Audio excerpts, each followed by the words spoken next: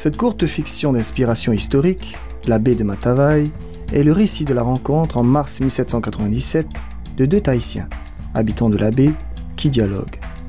Le vieil homme instruit le jeune adolescent en lui racontant les événements incroyables qui se sont produits depuis l'arrivée de Wallis jusqu'à cette date de mars 1797.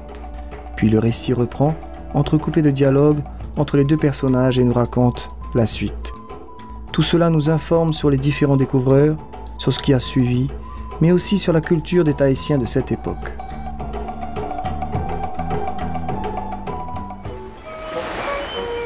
Deux hommes marchent calmement le long de la plage. L'un est grand et voûté, fatigué sans doute par une vie de labeur, l'autre, svelte et souple, à peine sorti de l'enfance. Ce sable noir que leurs pieds déplacent à chaque pas, ils le connaissent bien. Il s'étale de la colline du Tara à l'extrémité de la pointe de Te Whauroa. Leur faré se trouve là, derrière les arbres à pin et les cocotiers. Une rivière leur fournit l'eau vive qui descend de la montagne. Depuis toujours, ils y boivent, ils s'y baignent, depuis toujours.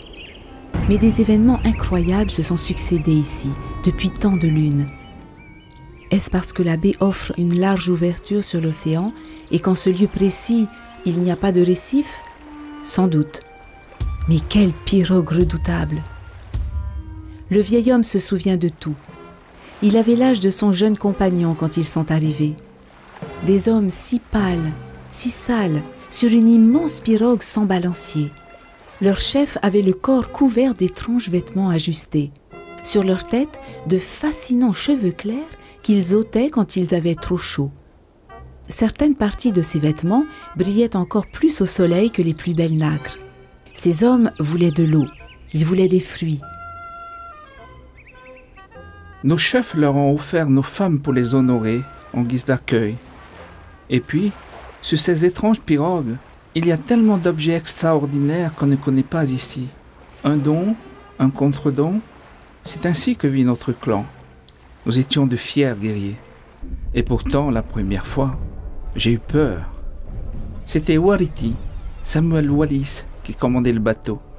Ce Peretane, Wallis, avait des canons à bord. Et pour montrer sa puissance, il a demandé à ses hommes de faire feu sur les petites embarcations qui venaient vers lui. Un seul homme est mort, mon père. D'autres furent blessés. Les jours qui ont suivi furent plus calmes. Mais ces étrangers sont restés ici, à peine plus d'une lune. Puis nous avons échangé nos coqs, nos cochons et nos fruits contre des clous, des vêtements, des outils, des miroirs. L'adolescent se tourne vers lui. Cela, je le vois ici depuis ma naissance. Mon père et ma mère m'ont parlé de Touté, James Cook. Il est arrivé 2 saisons d'abondance après Wallis. Cook, ce Prétané, était un grand chef. Il était leur ami, leur taillot. Touté était l'ami de tout le monde.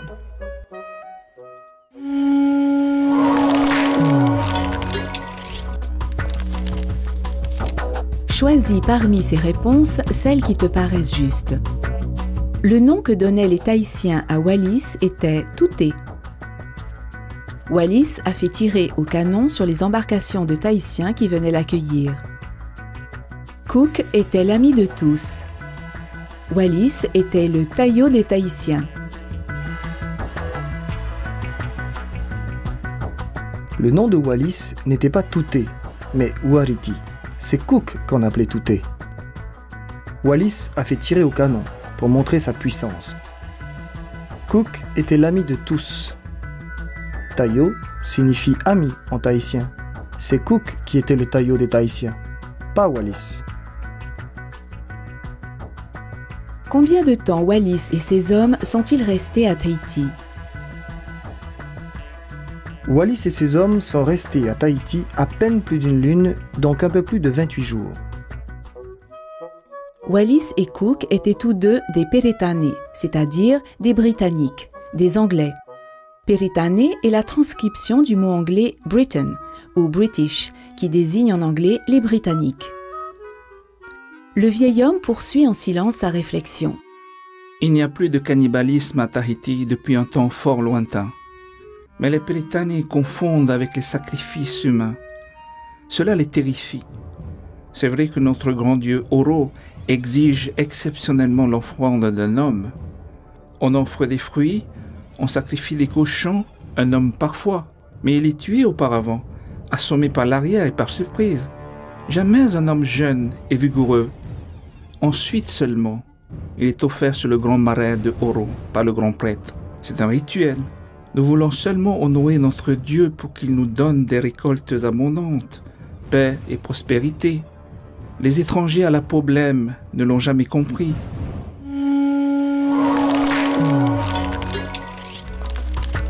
Choisis parmi ces réponses celles qui te paraissent justes. Les Tahitiens de 1797 étaient cannibales et mangeaient des hommes sacrifiés sur les marais. Les Tahitiens de 1797 n'étaient plus cannibales depuis longtemps. Le dieu Oro exigeait de nombreux sacrifices d'hommes et de femmes. La plupart du temps, on sacrifiait des cochons sur le marais et on offrait des fruits. Les sacrifices humains étaient exceptionnels.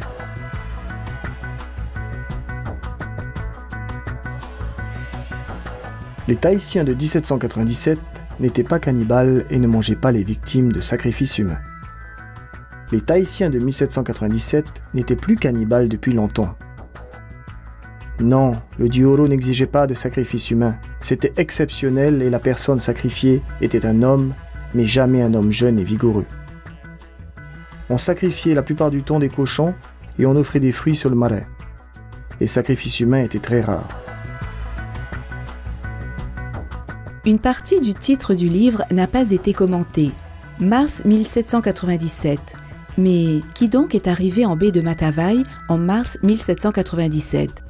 Tu le sauras en continuant cette lecture.